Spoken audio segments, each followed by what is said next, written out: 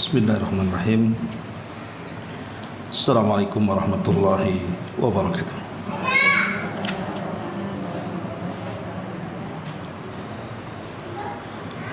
Bihamdillahi wassalatu wassalamu ala rasulillah wa ala alihi wa sahbihi wa mawalah wa la hawla wa la quwata illa billahi wa ba'd. Alhamdulillah, segala puja dan puji hanya milik Allah Jalla fi'ula. Salawat dan juga salam tahdiahkan kepada Rasul kita Nabi besar Muhammad sallallahu alaihi wa ala alihi wasallam.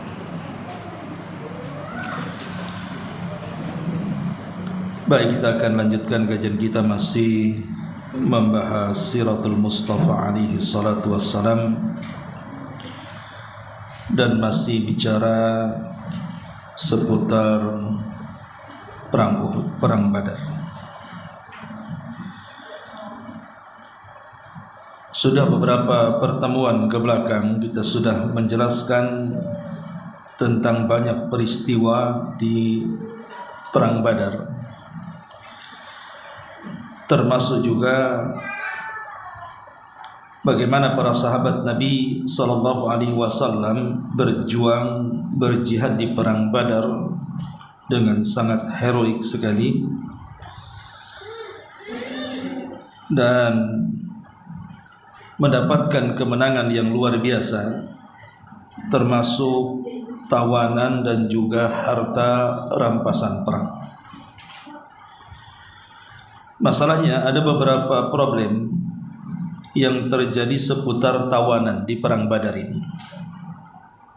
Inilah yang kita akan bahas sedikit tentang problematika seputar tawanan. Baik, kita akan baca sedikit di sini. Manakala Rasulullah sallallahu alaihi wasallam sampai di kota Madinah, beliau meminta pendapat para sahabat soal para tawanan perang Badar. Berkatalah Abu Bakar Siddiq radhiyallahu anhu dan mengatakan, wahai Rasul, bukankah para tawanan itu adalah anak-anak paman kita? Bahkan sebagiannya keluarga besar kita dan saudara-saudara kita. Sungguh aku berpendapat agar kita ambil tebusan saja dari mereka, sehingga apa yang kita ambil untuk menopang kekuatan dalam rangka menghadapi orang-orang kafir. Semoga saja dengan begitu Allah memberikan hidayah kepada mereka, sehingga nantinya menjadi penolong-penolong kita. Maka Rasulullah sallallahu alaihi wasallam menjawab, lalu bagaimana pendapatmu wahai Umar? Itu tadi pendapat Abu Bakar. Maka Umar menjawab, menurutku demi Allah, aku tidak sependapat dengan Abu Bakar. Akan tetapi menurutku, engkau berikan mandat kepadaku atas fulan, seorang kerabat Umar, maksudnya biar aku penggal batang lehernya. Dan engkau berikan mandat kepada Ali atas Aqil bin Talib bin Abi Talib agar dia memenggal lehernya juga. Dan engkau berikan mandat kepada Hamzah atas fulan dan fulan yang merupakan saudaranya agar dia juga memenggal lehernya, sehingga musuh-musuh Allah mengetahui bahwa di hati kita tidak ada sikap lunak dan belas kasih terhadap orang-orang musyrik, dan mereka itu adalah para tokoh, pemimpin dan komandan mereka. Umar berkata, menceritakan kisahnya, maka Rasulullah sallallahu alaihi wasallam lebih cenderung kepada pendapat Abu Bakar, tidak kepada pendapatku. Lalu beliau mengambil tebusan dari mereka.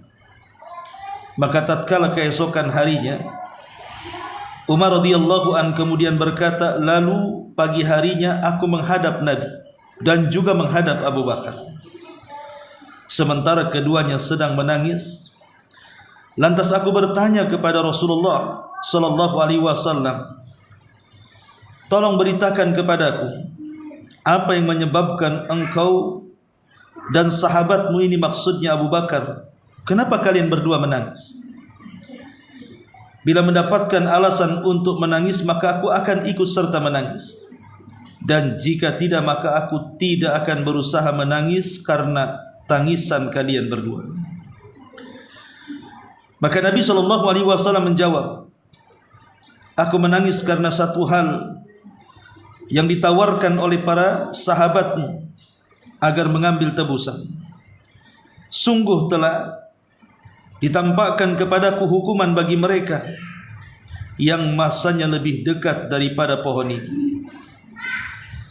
Lalu Allah Subhanahu wa taala menurunkan ayat, "Ma kana lin-nabi an yakuna lahu asra hatta yuskhina fil ardh turiduna arada ad-dunya wallahu yuridul akhirata wallahu azizun hakim laula kitabun minallahi sabaqa lamassakum fima akhadtum adzabun azim."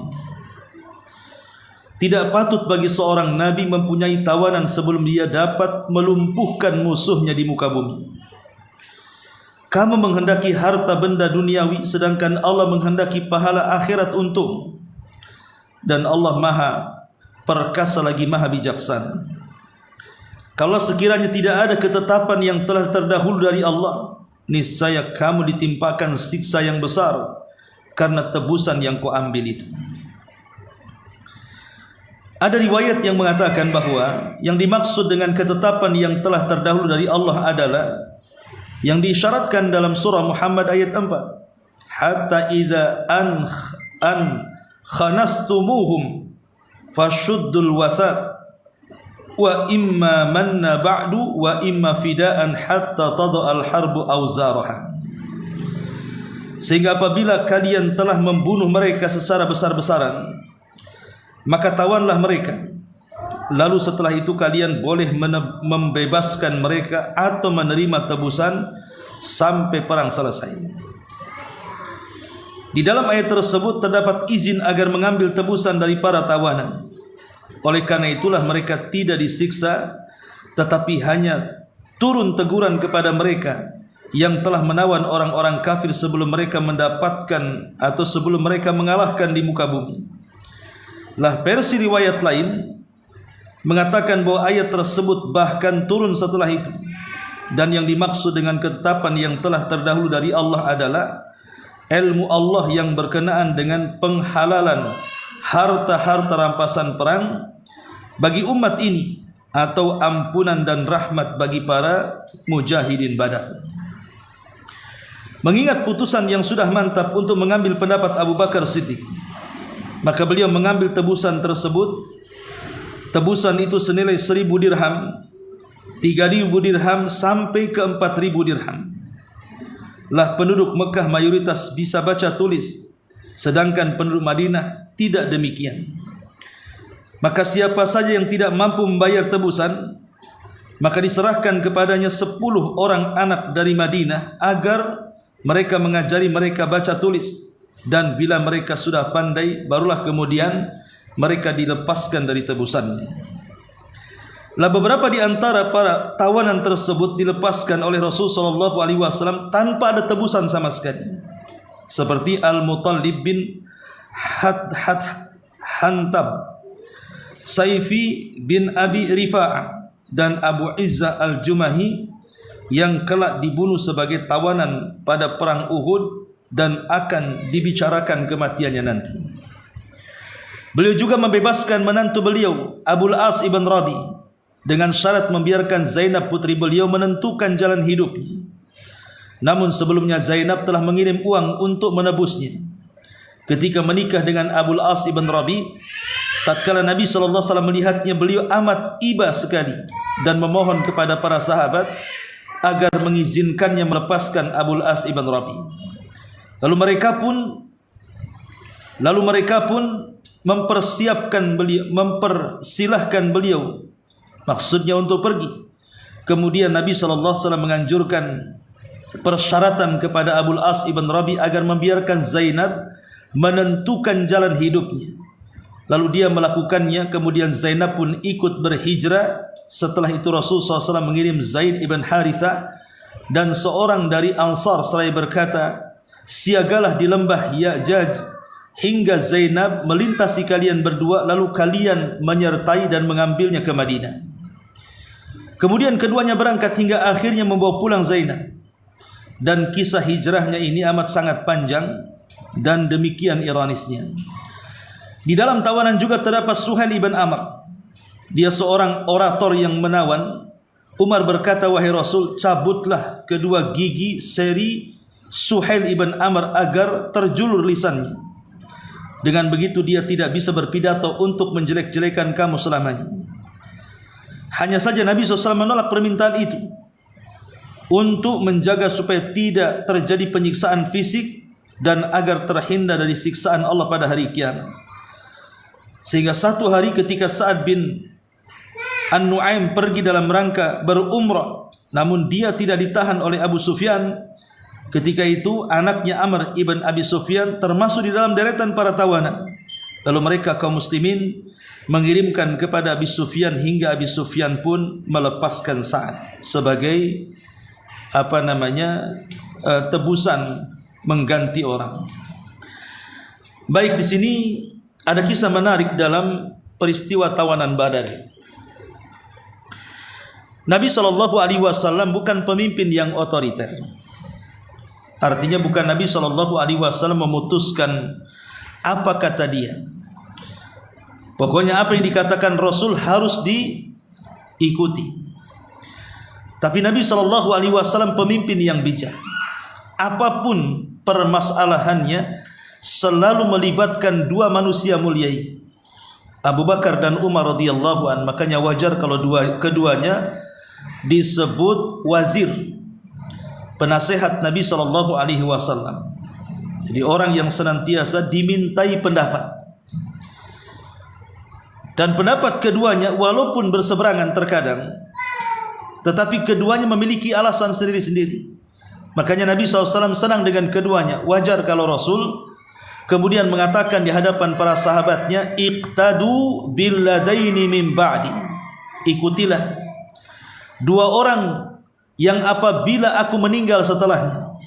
Kemudian Nabi SAW mengatakan, pertama ikutilah Abu Bakar, dan yang kedua ikutilah Umar bin Khattab radhiyallahu anhu. Jadi dari sini kita tahu bahwa dua manusia ini adalah manusia yang sangat dicintai Nabi SAW melebihi sahabat yang lainnya. Pertama tentunya Abu Bakar karena manusia terbaik setelah Rasul. Kemudian yang kedua Umar ibn Khattab radhiyallahu anhu. Tapi yang namanya dua manusia yang berbeda, tentu dua manusia ini juga terkadang banyak berselisih pendapat. Bahkan ada satu peristiwa ketika Nabi SAW memerintahkan Abu Bakar untuk mengirim seseorang menyambut delegasi. Ketika itu Abu Bakar memilih seorang sahabat karena layak untuk menyambut delegasi. Tapi Umar radhiyallahu anhu ketika itu menganggap bahwa utusan Abu Bakar untuk menyambut delegasi itu tidak layak. Dan dia mengatakan bahwa yang layak adalah Fulan ibn Fulan, orang dia. Maka bertengkarlah antara Abu Bakar dan Umar tepat di hadapan Nabi. Ketika kemudian suaranya meninggi, bahkan lebih tinggi dibandingkan suara Nabi, maka turunlah ayat, la tarfa'u aswatakum fawqa sautin Nabi. Janganlah kalian mengangkat suara kalian di atas suara Nabi. Maka sejak saat itu baik Abu Bakar dan Umar apabila bicara dengan Nabi SAW, keduanya bicara dengan pelan. Bahkan saking pelannya Nabi SAW terkadang tidak dengar apa yang diucapkan keduanya. Ngomong apa? Kan itu. Saking takutnya mereka mengangkat suara kan gitu. Jadi pelan betul sampai Rasul itu mendekatkan telinganya. Kalian ini ngomong apa kan? Lihat bagaimana ketakutannya kedua sahabat ini terhadap larangan yang turun kepada siapapun yang mengangkat suara mereka di atas suara Nabi SAW. Dan itu menunjukkan kepatuhan Nabi, ketundukan Abu Bakar dan Umar kepada Nabi sallallahu alaihi wasallam. Lah termasuk juga perbedaan pendapat ini dalam urusan tawanan di sini. Jadi Abu Bakar dan Umar ketika itu berselisih pendapat. Abu Bakar menganggap bahwa karena tawanan Badar itu sebagiannya masih ada hubungan kerabat, mungkin di antara mereka pamannya, sepupunya, ponakannya, atau keluarganya, sehingga Abu Bakar masih ada sifat kasihan. Kalau seandainya mereka dibantai, dibunuh, mereka masih saudara kita. Di mana hati kita dengan mereka? Walaupun mereka sudah memerangi Nabi SAW, tapi tetap saja, kalaupun sekarang mereka lepas dari hukuman mati, bukan berarti lepas dari hukuman hidup. Sehingga Abu Bakar Siddiq radhiyallahu anhu ingin memberikan hukuman hidup dengan cara apa? Ditebus. Dan uang tebusannya bisa juga untuk mendanai perang dan menguatkan pasukan kaum muslimin untuk menyerang orang-orang kafir. Alasannya masuk di akal. Pertama, mereka keluarga, tapi bukan berarti lepas hukuman mati, lepas hukuman hidup. Makanya kemudian Abu Bakar, tebus saja wahai Rasul. Dengan cara apa? Satu orang ditebus dengan 1.000, 2.000, 3.000 atau 4.000 dirham. Itu kan cukup besar uang untuk mendanai militer. Tetapi Umar radhiyallahu anhu mengatakan tidak demikian. Kita ini baru perang satu kali, musuh masih banyak. Kalau seandainya dibiarkan mereka dilepaskan, mereka akan bergabung dan menyerang lagi. Bagaimana kalau seandainya kita bantai saja orang-orang yang kira-kira keberadaan mereka itu sangat mempengaruhi pasukan musuh? Karena kan tidak semua dibantai. Dan kalau bisa supaya jadi pelajaran mereka, kata Umar, yang mengeksekusi adalah satu dari kerabat mereka. Seperti saya, ada kerabat saya surang ajar, saya yang eksekusi dia. Ali, kalau dalam kerabatmu ada yang kurang ajar, kau yang eksekusi. Hamzah, kalau seandainya ada yang kurang ajar dari keluargamu, kau yang eksekusi. Kenapa Umar menerapkan seperti itu? Supaya menjadi bahan renungan bahwa inilah bedanya muslim dengan orang kafir. Kalau sudah keluarga kemudian beda akidah, maka beda juga hubungannya. Supaya mendapatkan ketakutan bagi orang-orang kafir Quraisy. Awalnya Nabi SAW cenderung dengan pendapat Abu Bakar. Itu pada awalnya. Karena bagaimanapun Nabi SAW Nabiur Rahman. Dia adalah Nabi yang diutus oleh Allah kepada manusia itu sebagai Nabi pembawa rahmat. Wa ma arsalnaka illa rahmatan lil alamin. Tidaklah kami utus engkau wahai Muhammad melainkan dalam rangka menebar rahmat. Sehingga sifat Nabi SAW yang penuh dengan rahmat, melihat pendapat Abu Bakar Siddiq radhiyallahu anhu, tentu sangat cenderung. Karena Rasulullah SAW tidak mau membunuh. Tetapi sebenarnya Allah Subhanahu wa taala justru menurunkan ayat menegur Rasul dan justru menguatkan pendapat Umar. Jadi turun wahyu, malah wahyu itu bukan menguatkan pendapat Abu Bakar, malah menguatkan pendapat Umar. Alasannya karena musuh belum dibantai semuanya, artinya musuh masih banyak. Kenapa dilepaskan lagi? Mereka bisa kuat lagi. Makanya kemudian Allah Subhanahu wa taala menegur Nabi sallallahu alaihi wasallam dalam ayatnya, "Ma kana lin nabi an yakuna lahumul asra hatta yuskhina fil ardi." Allah Subhanahu wa taala mengatakan tidak layak bagi seorang nabi memiliki tawanan sebelum ia dapat melumpuhkan musuhnya di permukaan bumi.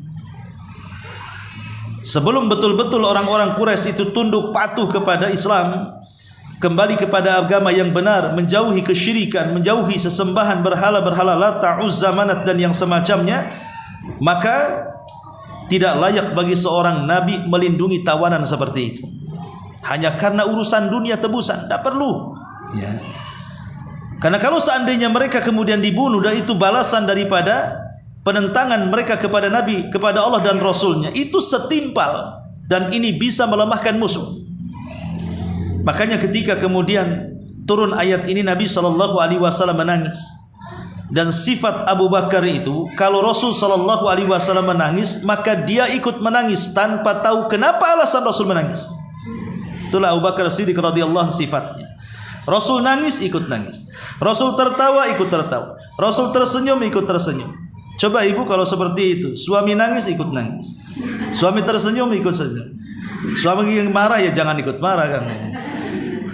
Jadi Abu Bakar itu memang setia betul sami'na wa ata'na. Apapun yang dikatakan Rasul itu memang diikuti. Wajar kalau seandainya dia disematkan pada namanya As-Siddiq. As-Siddiq, membenarkan apapun tanpa harus mengeluarkan akalnya untuk membantahnya.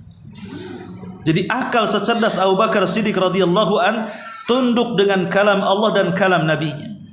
Itulah sifat Abu Bakar Siddiq radhiyallahu an, mengikuti apapun yang diikuti, yang dikatakan, yang diucapkan, yang dilakukan Nabi sallallahu alaihi wasallam. Tentu berbeda kepala Umar, tentu akan berbeda dengan sikap Abu Bakar. Umar tidak sependapat. Harusnya ketika Nabi sallallahu alaihi wasallam menangis, kita harus bertanya kenapa dia menangis. Kalau memang masuk alasan, ikut nangis. Kalau tidak masuk alasan, ngapain pula ikut nangis, gitu maksudnya. Jadi Umar radhiyallahu anhu bertanya kepada Abu Bakar dan Umar, kenapa kalian menangis?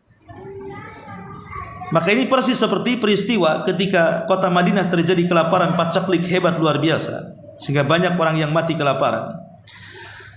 Maka ketika itu Nabi SAW keluar bersama Abu Bakar dan Umar menuju rumah Abu Haytham ibn Tihan. Abu Haytham ibn Tihan ini berada di perbatasan kota Madinah. Ketika kemudian mendengar ada tamu mulia Nabi Abu Bakar dan juga Umar radhiyallahu an, Abu Haytham ibn Tihan ini menyediakan makanan yang lezat, kambing rebus, kurma dan juga air mineral. Ketika Nabi SAW hendak memakannya, entah kenapa tidak jadi, kemudian menangis. Melihat Nabi SAW tidak menyentuh makanan dan kemudian menangis, Abu Bakar ikut menangis tanpa tahu alasannya. Tapi Umar radhiyallahu mengatakan, ya Rasulullah, afi hadhil halati tabkun. Apakah dalam kondisi seperti ini engkau menangis? Makanlah, kita sudah ada makanan di sini. Maka Nabi SAW mengatakan, ya Umar, Allah menurunkan wahyu.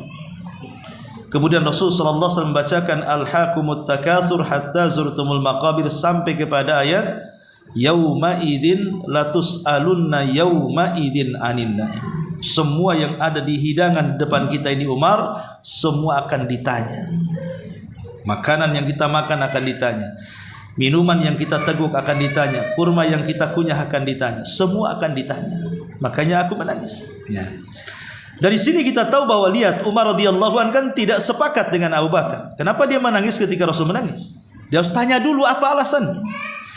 Maka Nabi SAW di sini menyebutkan alasan kenapa kemudian dia dan Abu Bakar menangis. Kata Rasul, aku menangis karena satu hal yang ditawarkan oleh para sahabatmu, yaitu agar mengambil tebusan. Jadi sebagian besar sahabat meminta agar dibuat tebusan, sementara Allah meminta jangan dibuat tebusan tapi dibunuh. Jadi Rasul itu di antara dua perkara. Semua sahabat mayoritas memilih pendapat Abu Bakar karena di antara mereka saudara-saudaranya.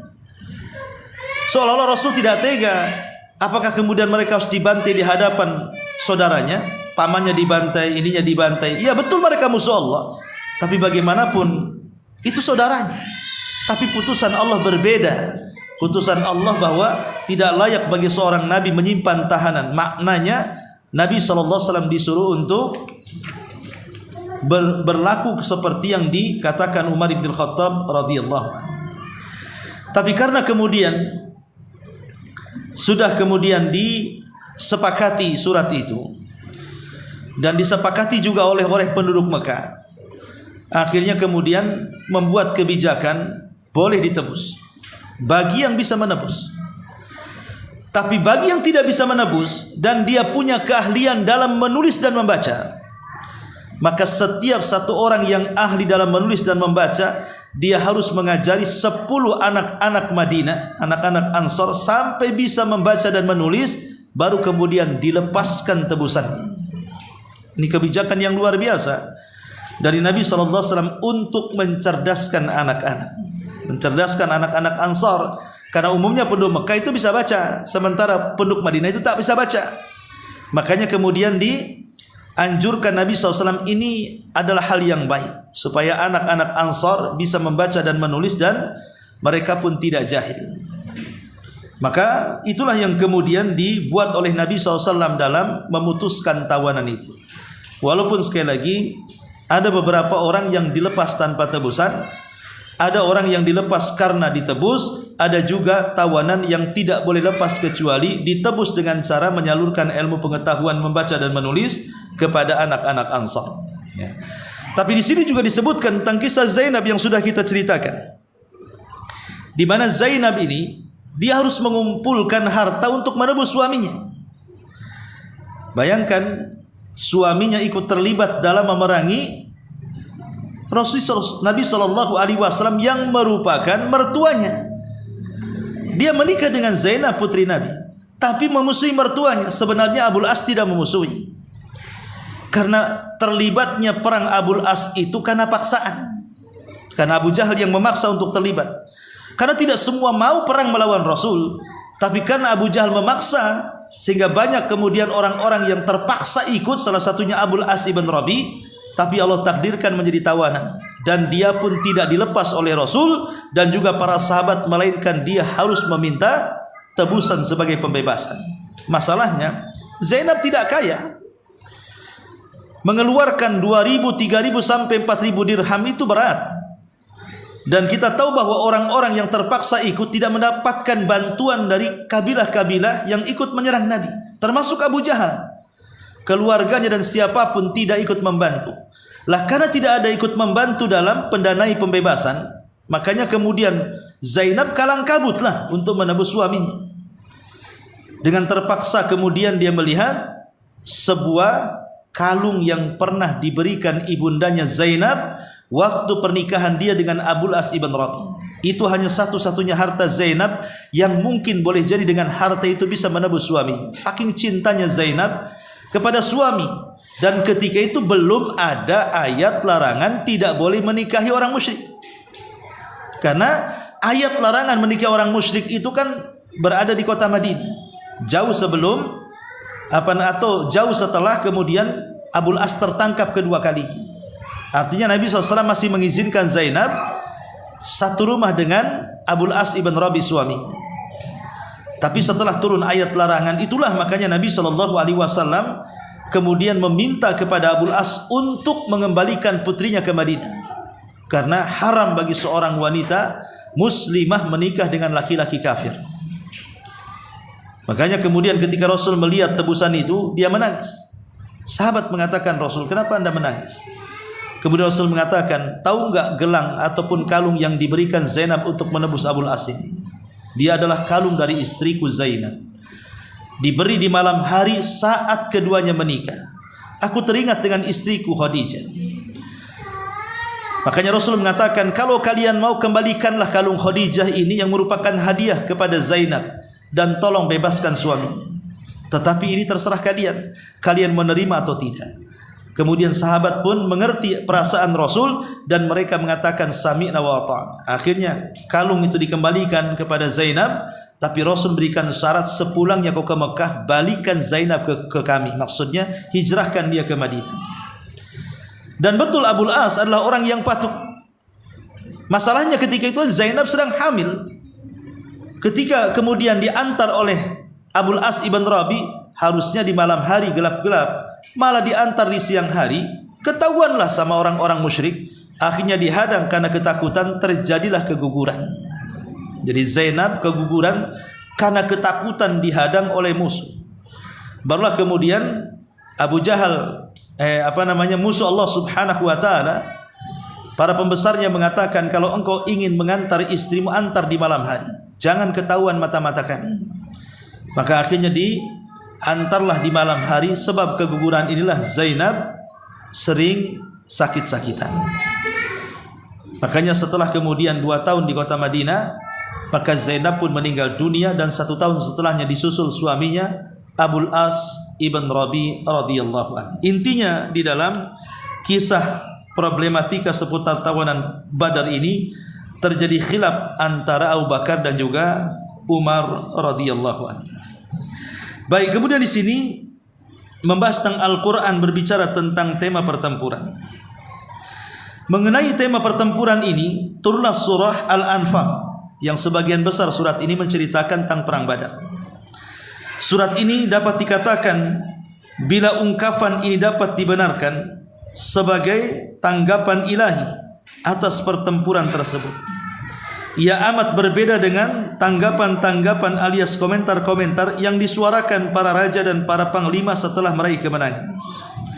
Sesungguhnya pertama-tama Allah mengalihkan perhatian kaum muslimin agar adanya beberapa keterbatasan pada mereka di samping akhlak-akhlak terpuji yang masih ada pada diri mereka. Sebagiannya muncul agar mereka berupaya menyempurnakan diri mereka dan mensucikan melalui pujian-pujian tersebut. Selanjutnya Allah memuji akan adanya dukungan, bantuan dan pertolongannya secara gaib terhadap kaum muslimin dalam kemenangan ini.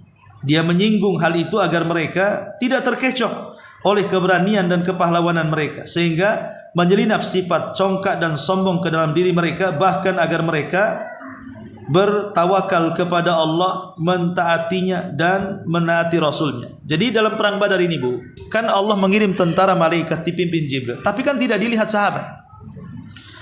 Supaya apa? Supaya tidak ujub. Oh, lihat tentara kami besar, ditolong oleh para malaikat. Jangan sampai sifat ini muncul. Makanya disembunyikan bantuannya. Walaupun oleh orang-orang musyrik sebagiannya dilihat pasukan itu, tapi di mata kaum muslimin tidak diperlihatkan. Dan ini keajaiban. Musuh bisa melihat, tapi teman sendiri tak bisa melihat. Dalam perang Badar ini. Dan itu kesaksiannya langsung dari Abbas. Ketika dia jadi tawanan, dia mengatakan, sungguh yang menangkapku adalah orang yang berbaju putih dan berpenunggang kuda putih. Di tangannya pedang yang sangat tajam. Dialah yang menangkapku. Ketika ada orang Ansor yang ngaku-ngaku dia yang menangkapnya. Dari sini kita tahu orang-orang musyrik diperlihatkan, para malaikat yang membantu, sementara kaum muslimin tidak diperlihatkan. Tujuannya di sini supaya tidak terkecoh, tidak sombong, tidak iri hati, tidak ujub, dan senantiasa tawakal kepada Allah dan mentaati Rasul.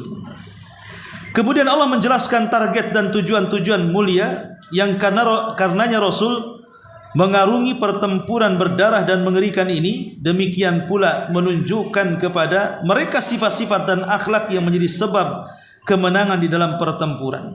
Jadi Nabi SAW ini kan pertempuran perdana yang sebelumnya belum pernah dilakukan Nabi SAW. Dengan terlibatnya langsung dalam peperangan Nabi SAW itu, nanti akan terlihat bagaimana akhlak beliau saat bertempur.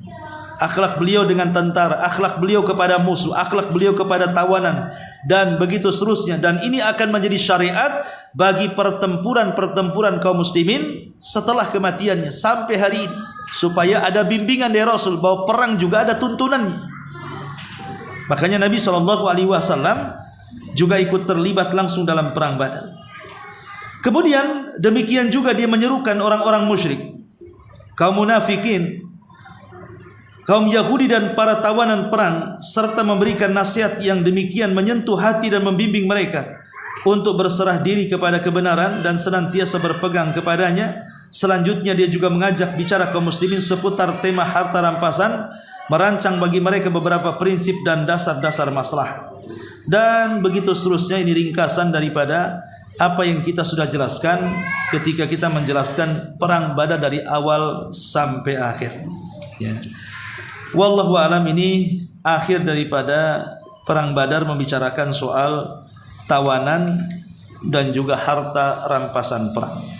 Dan ingat bahwa harta rampasan perang sebelum Nabi SAW, maksudnya nabi-nabi sebelumnya, itu mengharamkan untuk dimakan. Jadi kalau menang perang, maka harta rampasan perang itu dirampas dan diletakkan di atas bukit dan dibiarkan begitu saja. Tapi kemudian setelah Nabi SAW diutus, maka ada kekhususan. Kata Nabi SAW, aku diberikan 5 perkara yang tidak diberikan kepada nabi-nabi sebelumku. Salah satunya adalah wa uhillat liyal ghanaim, dihalalkan kepadaku untuk memanfaatkan harta rampasan perang, sehingga tidak dibuang, tidak disia-siakan, tapi diambil dan dimanfaatkan. Kalau itu dalam bentuk makanan ya dimakan, kalau itu dalam bentuk kuda ya dipakai, dalam bentuk tanah ya dimanfaatkan, dan begitu seterusnya. Wallahu alam. Ini akhir daripada pembahasan perang Badar. Adapun kemudian perang selanjutnya kita akan membahas minggu depan, karena perang Uhud juga juga banyak pembahasannya, banyak peristiwa-peristiwa yang perlu kita jelaskan nanti. Baik, sampai di sini. Sebelum saya tutup, silahkan kalau ada yang bertanya.